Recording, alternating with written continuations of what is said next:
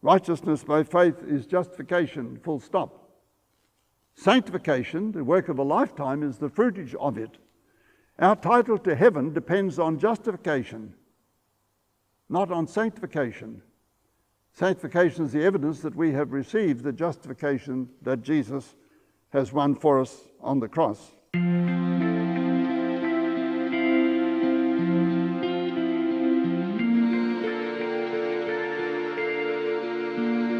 In 1974, the Review and Herald put out a special issue on righteousness by faith, volume 151, number 20, for those who want to look it up. A series of articles put out by various writers on the subject of righteousness by faith, according to the heading on the front of the magazine.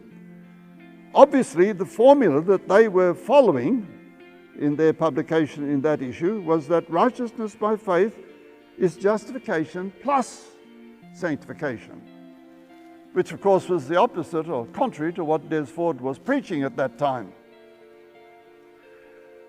I can remember, as he was my department chairman in those days, how angry he was when he saw and read that issue of the Review.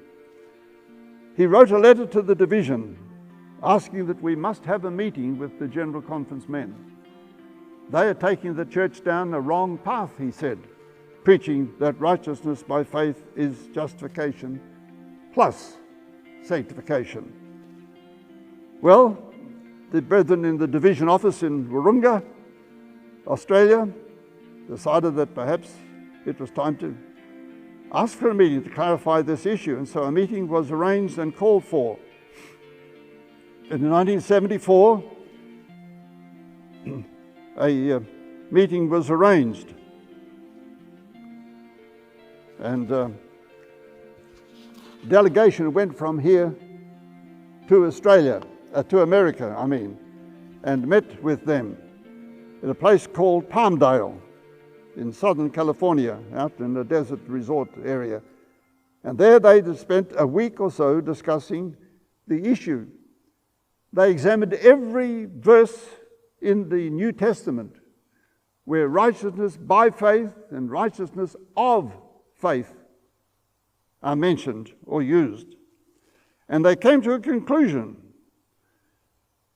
And Dr. Ford won that day, because the statement put out by the Palmdale meeting was that in the Bible we agree that when righteousness and faith are linked together by of or by, that the subject is dealing with justification, full stop.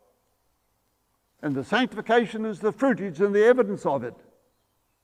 That was probably the first occasion that our church had ever made such a statement, clearly defining righteousness by faith. And it created quite a stir, as you can imagine. And as a result, there was a request made for further discussion of the issue by a group in America who had been, no doubt, following the formula that righteousness by faith included both. So a meeting in America was called, and leaders went from around North America, large number of them, and they met at a place called Glacier View. They met in the General Conference office, I understand. And as a result, this meeting was held with 145 members present, and they had a debate. An editorial committee of 24 members was appointed to draft a statement of how we are saved.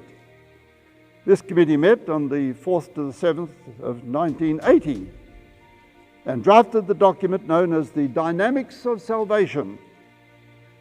The main writer of this document, was the review and editor, Dr. William Johnson. The statement is perhaps the best that our church has yet produced on the question of how we are saved. While it does not state as clearly as the Palmdale statement does the relationship between justification and sanctification, there is in the acceptance of the position that sanctification is the result of the fruitage of righteousness by faith rather than being a part of it. In Selected Messages, Book 3, pages 199 to page 200, I read, "In the divine arrangement, through the unmerited favour, the Lord has ordained that good works shall be rewarded.